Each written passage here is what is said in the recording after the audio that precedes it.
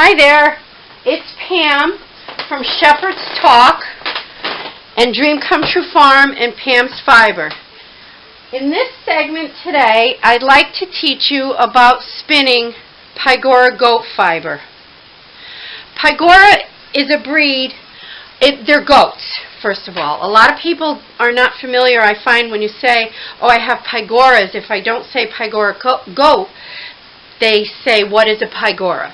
So in case you're unfamiliar, Pygora is a goat. It is of medium size, and it's a fleece-producing goat. The Pygora was originally developed by crossing a registered white Angora and a registered pygmy goat. And I believe the woman's last name was Jorgensen, who did the original crosses back in the 70s. She was trying to obtain a fiber with a mix of the long, lustrous mohair of the Angora goat with the soft, downy undercoat from the pygmy goat. If you're not familiar with those two goats, it would benefit you to look them up and see what those two goats look like, and compare them to what the pygmy goat has turned out to look like today.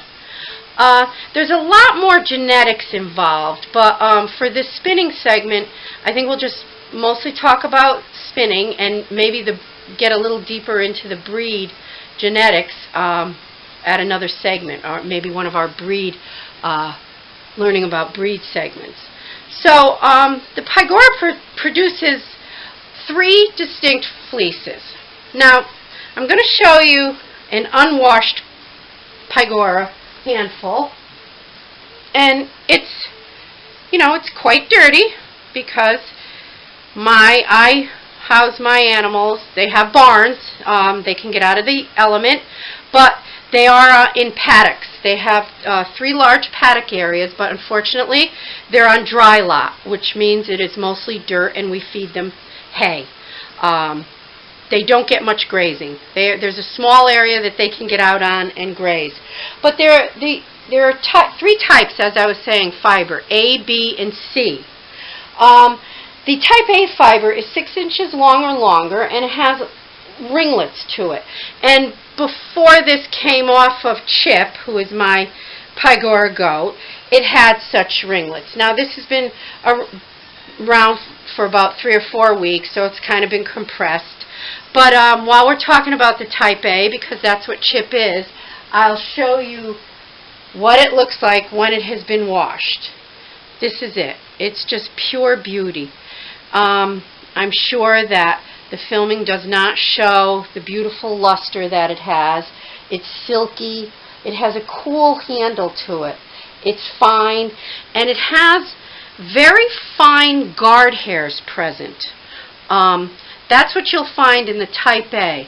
Tight ringlets, fine guard hair, 5 to 6 inches or longer, and usually about 28 microns, which is, pretty soft. So you do send Pygora to the mill or to be dehaired, or you dehair it yourself with combs. I find I have too many. Even at 4, what they give me is unbelievable. I sent it to the mill, and I got back 14 pounds of this gorgeous fluff from the mill. So now we'll talk about type B. Type B is a blend of type A and C. It's probably 3 to 6 inches long and has a nice curl, not as tight as type A. It has distinct guard hairs. So that's a definite reason you want to send it out to the mill or have it dehaired, because those guard hairs are like llama guard hairs. In your finished garment, they can poke out and be scratchy, and that can cause what people think they're allergic to, or because a lot of these allergies to sheep wool, not most of them, but a lot are due to the way the wool was processed. If guard hairs were left in, how well they were removed, etc. So let's see. So 3 to 6 inches long, I said. It does have a lustrous shine to it. A little duller than type A. and it usually is below a 24 micron, 22, 24 microns. So it's quite soft. Type C is like cashmere.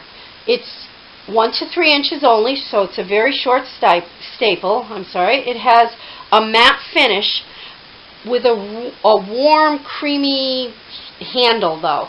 It's about 18 microns. Now, Type C only gives you between 6 ounces and maybe up to a pound and a half, depending on the breeding. Type A can give you 3-4 pounds.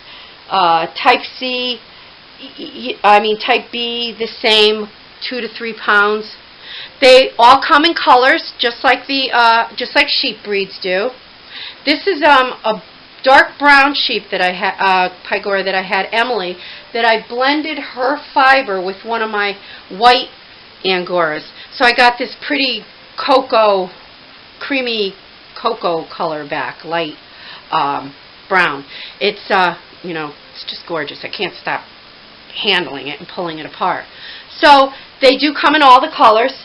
They come in anything that you see a sheep in, practically it comes in. They're usually a solid color, but they also can be your black with your white, which just makes a gorgeous animal. So now let's talk about spinning the Pygora fiber. I mentioned I send it to the mill and I have it dehaired. So I get it back in this cloud form. The reason I don't do roving is my personal opinion on roving that I'm going to share with you today is it's another step that this fine fiber has to go through. And I believe it's an unnecessary step just to, handle it more and process it. Maybe a little over-processing, in my opinion. I think when you get roving, it's a little more compressed. It would look like regular roving. But just that process of the putting it into roving, I believe makes it a little harder to draft out than this cloud form. The cloud form, of course, comes back. It's going every which way. It's not comb top. It's not all going in one direction. It's just going in all different directions, so it's quite fluffy. So my opinion is have it put into cloud form. Also, it's a little less expensive.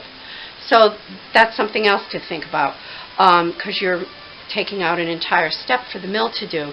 Now, the hairs that are taken out of this, I usually tell the mill, don't send them back. Throw them away. I have no use for them. I'm not sure what kind of use. Maybe to stuff dog beds, actually. That would be a good use for it. But otherwise, I don't want to pay for that weight to come back. Because everywhere where you can save, you try to. So I like to take a tuft of the Pygora wool.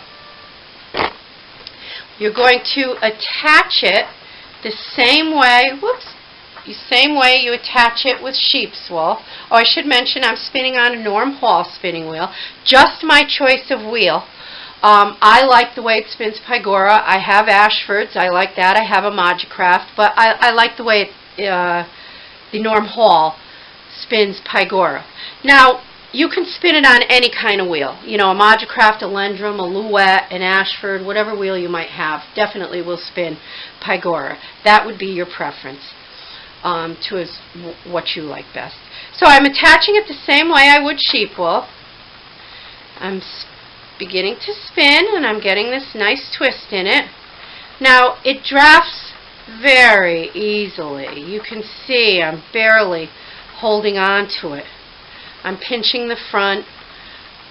I'm doing a short draft. I'm letting like an inch or two spin its way back before I draft again. I think you can see that. Because a long draw just does not work on this because of the way it's processed. Because, as I said, the fibers are going in all different directions. A long draw would just pull this apart. So I do a short draw. Even though there could be 5-inch staple in here, because of the processing, it's not going to work on a long draw. So I do my short draw, little by little. Now, if you're new to Pygora, my suggestion would be to, let me get a tuft here. My suggestion would be to don't let your twist pass your forward hand. So, in other words, I am going to stay with the twist. You see, the twist is under my thumb and index finger on my forward hand. I'm with the twist. So, and then I pinch it off. I'm going to exaggerate it. Pinch it off. I'm sliding with the twist and pinch it off, draft. Sliding with the twist, pinch it off, draft. Sliding with the twist, pinch it off, draft. Now the reason I suggest that for a beginner is because it is a slippery staple and it is a fine fiber, twist goes into it fairly quickly. You see that? But because I'm used to the fiber and spinning it, I know what it's going to do. As one who spins it for a while will do. So, new to the fiber, pinch, follow that twist. Pinch, follow that twist. Draft, follow the twist. Don't let it get in front of you, because sometimes what will happen is, you know, the twist is going to get way up here and it's not going to be a consistent yarn, and that might not be the look you're looking for.